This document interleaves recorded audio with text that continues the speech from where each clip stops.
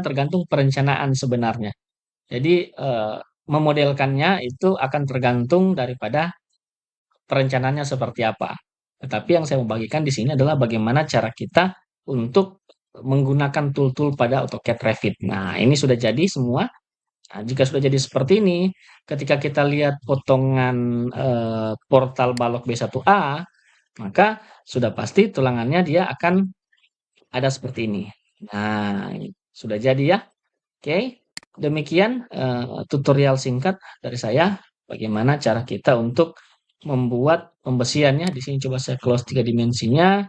Ini saya ganti menjadi 3 view agar kita bisa melihat tampilannya ya di sini. Ini saya gunakan seperti ini. Oke, ini untuk tumpuan, ini untuk portal, bisa juga kita switch ya di sini. Jadi seperti apa maunya ini bisa kita atur ya di sini. Demikian.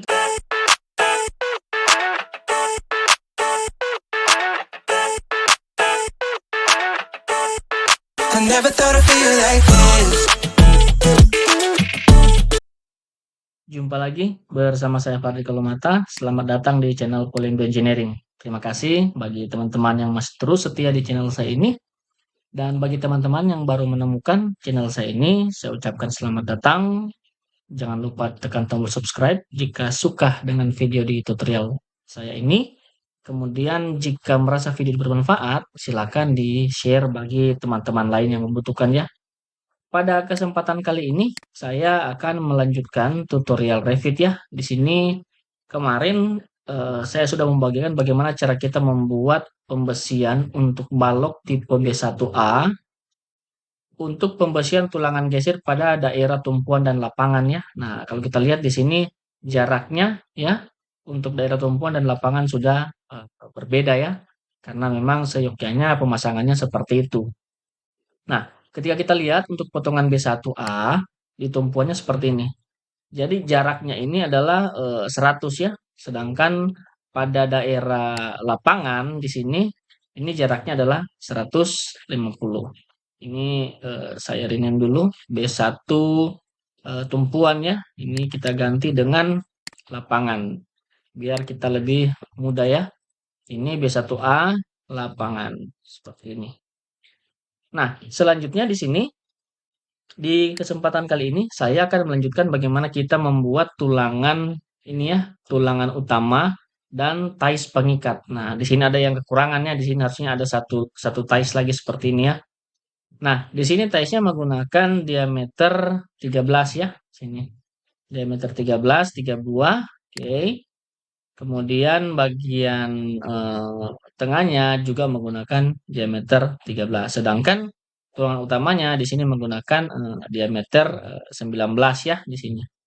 Oke, kita langsung saja karena tulangan untuk tumpuan dan lapangan di sini tidak ada perbedaan ya, jumlahnya sama 10-10 untuk balok tipe khusus untuk B1A ya. Nah, kita lanjutkan di sini. Nah, pertama-tama dari gambar potongannya ini kita buka seperti ini. Kemudian kita pergi ke menu structure ya. Sini kemudian kita pilih rebar. Nah, setelah kita pilih rebar, di sini ada propertiesnya ya di sini.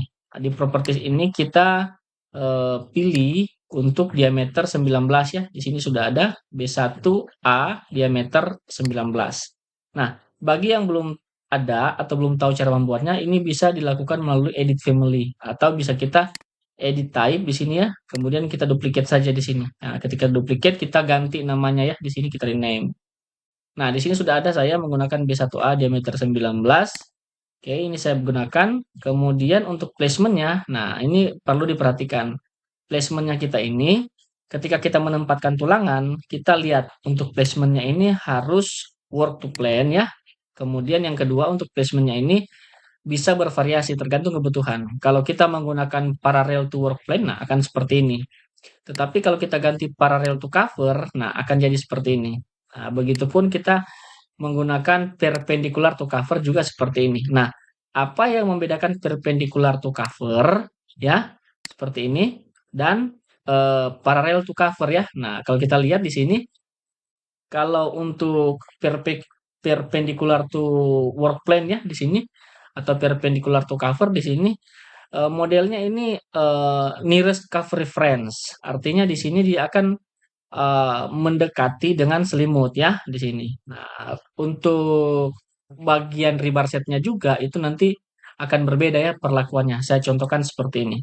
Ini saya gunakan parallel to cover.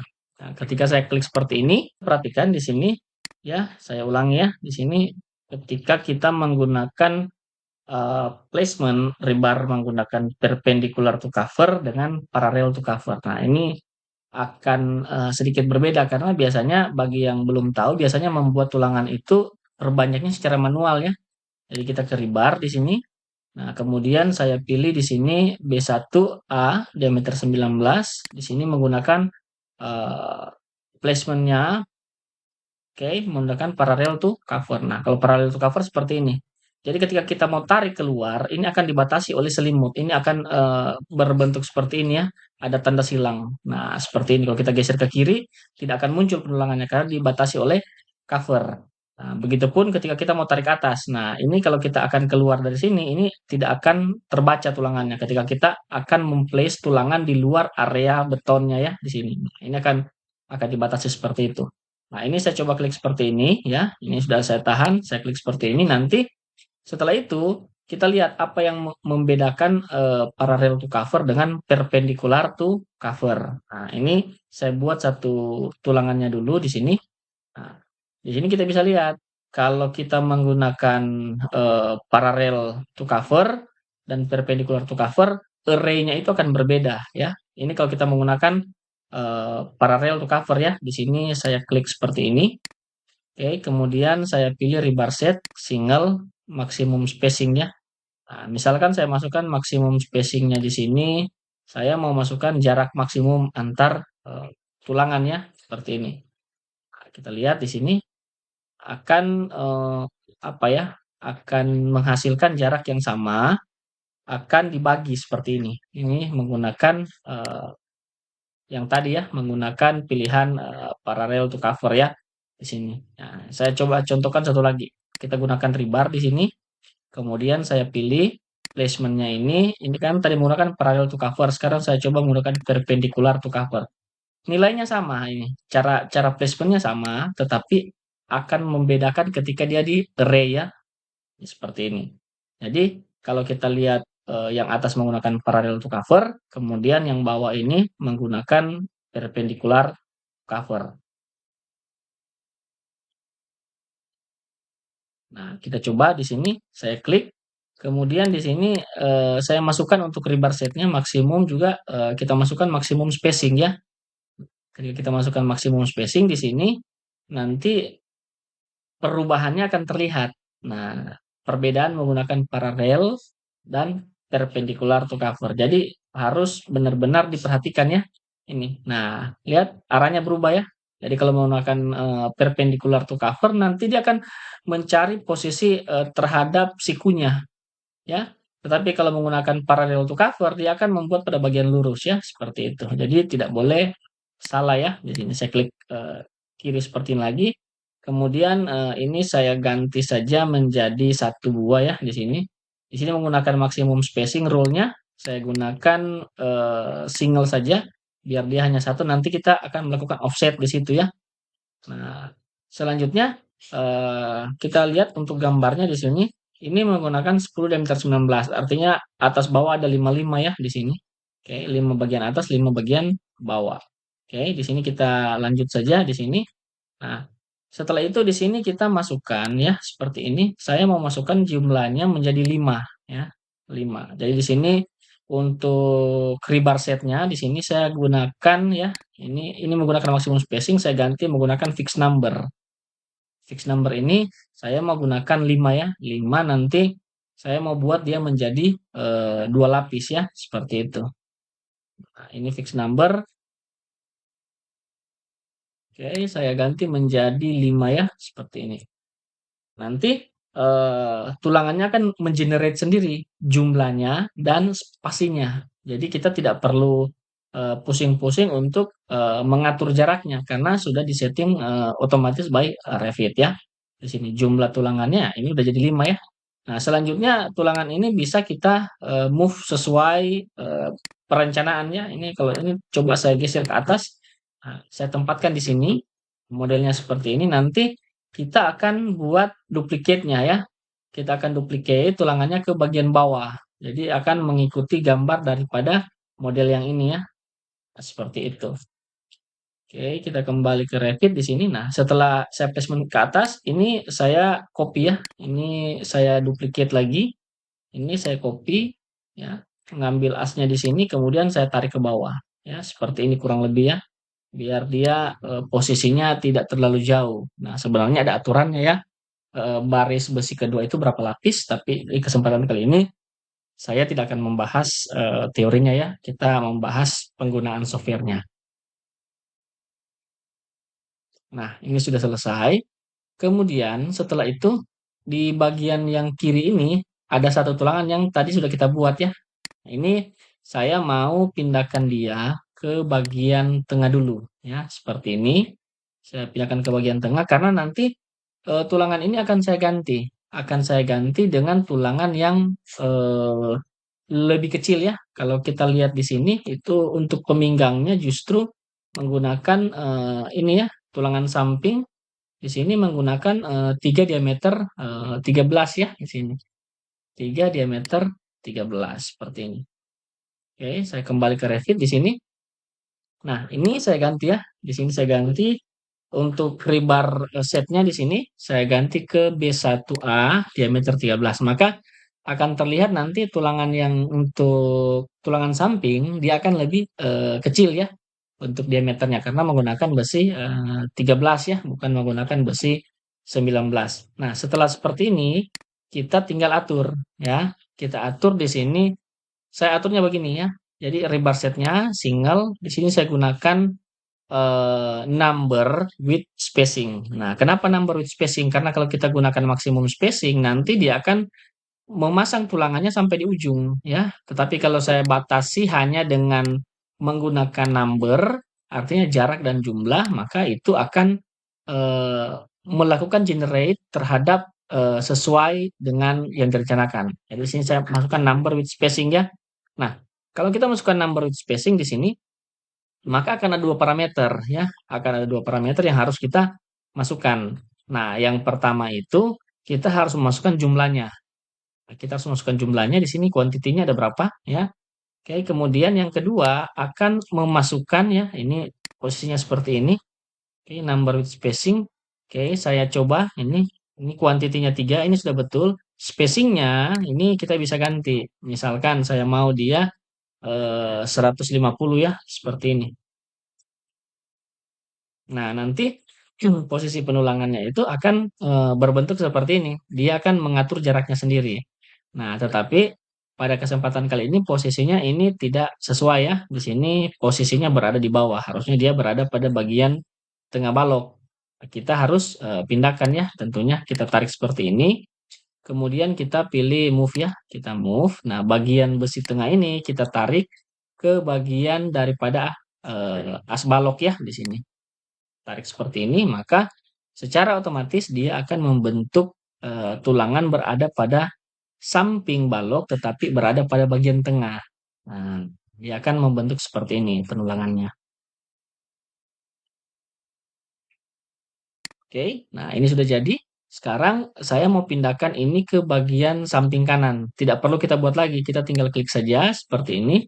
Kemudian di sini kita pilih menggunakan mirror ya, mirroring menggunakan pilihan draw axis ya. Saya pilih seperti ini. Nah, di sini saya cari tengah balok ya, saya klik seperti ini. Ini sama dengan kita memirror pada AutoCAD. Tetapi kalau pada AutoCAD yang kita mirror itu biasanya garis, tetapi di dalam Revit yang kita mirror itu adalah elemennya ya, strukturnya atau elemen daripada besinya. Nah, ini sudah jadi seperti ini. Oke. Selanjutnya saya akan melakukan mirroring juga untuk pembesian yang ada di atas ini ya. Ini atau lebih mudahnya mungkin saya bisa copy saja ya. Ini kita copy ya seperti ini. Saya tarik seperti ini. Nah, ini saya pindahkan ke bagian bawah. Maka dia akan membentuk tulangan pada bagian bawah ya atau pada daerah eh, bagian bawah lock ya. Nah, khusus saat ini ada penambahan satu lagi ya di sini. Ada penambahan satu kait tengah ya di sini. Akan kita buat juga ya di sini. Nah, oke ini sudah jadi. Selanjutnya akan saya tambahkan satu kait tengah dan ada satu pengait yang di sini. Caranya seperti apa? Kita masuk ke structure lagi, kemudian kita ke rebar ya. Nah, untuk rebar ini saya gunakan pilihannya 0 ya, rebar shape-nya 0. Kemudian jangan lupa untuk propertiesnya di sini saya ganti dengan diameter 13 ya. Oke, selanjutnya akan saya placement untuk pengikatnya di sini. Nah, perhatikan ini masih menggunakan placementnya, ini masih menggunakan eh, work current work plan, tetapi placementnya ini masih menggunakan perpendicular to cover. Kita ganti ke work parallel to work plan ya. Nah, maka akan jadi seperti ini modelnya. Parallel to work plan akan jadi seperti ini. Ini saya balik ya, posisinya seperti ini. Saya klik seperti ini. Nah, nanti pada bagian ujung kita akan menambahkan kait, tetapi tidak membuat secara manual di sini. Kita akan membuatnya secara otomatis ya. Oke, jadi nanti akan ditambahkan pada bagian ujung kanan dan ujung kiri itu kait ya. Nah, kalau posisinya sudah seperti ini, kita tinggal klik saja. Nah, perhatikan pada tabel properties di sini ada hook start dan hook end ya di sini. Ini sudah saya bahas banyak kali ya di tutorial-tutorial video saya. Ini kita gunakan hook at start ya. Di sini kita gunakan 135 degree ya, seperti ini. Ya, ini kita pilih seperti ini. Nah, ini pada bagian startnya, hook at start. Nah, kita juga harus menambahkan pada bagian akhirnya. Kalau kita hanya menambahkan satu sisi, maka kaitnya hanya ada di satu sisi. Tetapi kalau kita menambahkan kepada tulangan ini dua sisi, maka dia akan menjadi di dua sisi. Nah, perhatikan ini modelnya seperti ini ya. Nah, kita tambahkan saja dulu hook at end juga, kita tambahkan 135 ya, seperti ini. Nah, setelah kita tambahkan posisi penulangannya ini kan kaitnya terbalik ya, seperti ini. Nah, untuk membalikkan kaitnya ini kita bisa menggunakan dua cara. Cara yang pertama, kita bisa melakukan edit family. Edit family yang kedua, kita bisa atur dari hook rotation. Nah, ini contoh. Saya gunakan misalkan menggunakan hook rotationnya di sini. Hook rotation di sini menggunakan 0 ya. Ini saya ganti menjadi 180. Oke. Kemudian hook rotation at end juga ini saya ganti menjadi 180. Maka kaitnya ini akan langsung otomatis berbalik ke atas ya, seperti itu. Ini oke. Nah, maka bentuk daripada kaitnya ini akan berpindah. Yang sebelumnya arahnya ke bawah, nanti dia akan berpindah ke atas. Nah, modelnya akan jadi seperti ini. Nah, oke. Selanjutnya di sini saya akan menambahkan satu lagi ya. Ada satu tulangan tai setengah ya di sini. Tulangan tai setengah. Nah, untuk tulangan tai setengah ini kita perilakunya sama. Kita gunakan rebar ya. Kemudian kita pilih di sini diameter 13 ya. Seperti ini ya, kita placement seperti ini. Nah, setelah kita placement seperti ini, jangan lupa kita ulangi langkah yang tadi. Ya, kita ulangi langkah yang tadi, menambahkan hook at start dan hook at end. Jadi memastikan bahwa tulangan ini harus sesuai dengan perencanaan ya, tidak boleh berbeda ya di sini. Nah, jadi ini prinsipnya kebutuhan saja ya di sini. Ini saya klik seperti ini. Oke, B1 ini eh, D13 ya. Ini saya coba lihat. Ini udah benar ya untuk diameternya 13 ya. Oke, di sini setelah itu saya tambahkan hook at start ya 135 degree seperti ini. Kemudian hook at end juga ya. Kita tambahkan di hook at end 135 degree juga seperti ini. Kita pilih apply ya nanti. Kita apply, nanti dia akan mengenerate untuk kaitnya ya.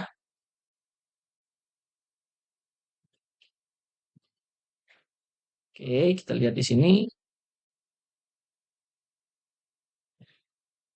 Nah, inilah bentuk daripada penulangannya. Nah, ini bisa kita mirror ya. Jadi ini bisa kita mirror, bisa menggunakan ini saya coba saya kopikan seperti ini ya.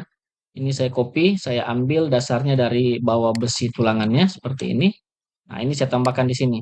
Nah, bisa arah arah apa ya, arah daripada sengkangnya ini bisa kita atur sesuai kebutuhannya.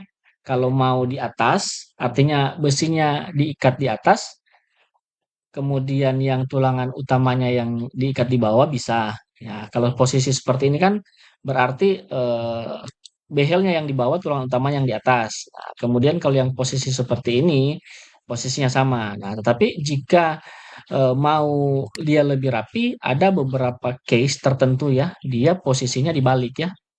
Jadi untuk startnya ini nggak menggunakan 180 ya, ini tetap dia menggunakan 0 ya.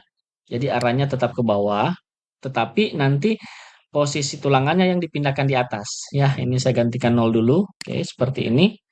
Nah, nanti posisi pengikatannya itu tidak seperti yang di bawah ya. Kalau di bawah kan dia menghadap ke atas. Nah, nanti yang ini dia akan menghadap ke bawah, tetapi posisinya ini dipindahkan di atas. Nah, jadi dia akan jadi seperti ini ya. Ini kalau saya tarik seperti ini, kurang lebih modelnya seperti ini. Dia akan berpindah di atas. Tergantung kebutuhan dan tergantung perencanaan sebenarnya. Jadi memodelkannya itu akan tergantung daripada perencanaannya seperti apa. Tetapi yang saya mau bagikan di sini adalah bagaimana cara kita untuk menggunakan tool-tool pada AutoCAD Revit. Nah, ini sudah jadi semua. Nah, jika sudah jadi seperti ini, ketika kita lihat potongan portal balok B1A, maka sudah pasti tulangannya dia akan ada seperti ini. Nah, sudah jadi ya. Oke, demikian tutorial singkat dari saya bagaimana cara kita untuk membuat pembesiannya. Di sini coba saya close 3 dimensinya. Ini saya ganti menjadi 3 view agar kita bisa melihat tampilannya ya di sini. Ini saya gunakan seperti ini. Oke, ini untuk tumpuan, ini untuk portal, bisa juga kita switch ya di sini. Jadi seperti apa maunya ini bisa kita atur ya di sini.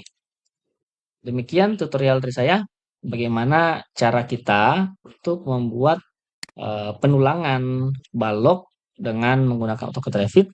Nah, ini adalah sesi yang kedua ya. Kalau di sesi yang pertama atau di part yang pertama saya membagikan bagaimana cara kita itu untuk ini ya, membuat tulangan sengkangnya yang jaraknya tentunya berbeda. Nah, tetapi di kesempatan kali ini yang saya bagikan adalah bagaimana cara kita membuat tulangan utama dan pengekang tengah ya di sini, atau kita menyebutnya ties ya di sini. Ini saya hide. Ini akan terlihat benar-benar sudah sesuai dengan yang direncanakan ya. Coba saya tarik ke atas sedikit. Modelnya seperti ini. Nah, maka di sini sudah terlihat ya. Oke, sudah sesuai dengan yang direncanakan.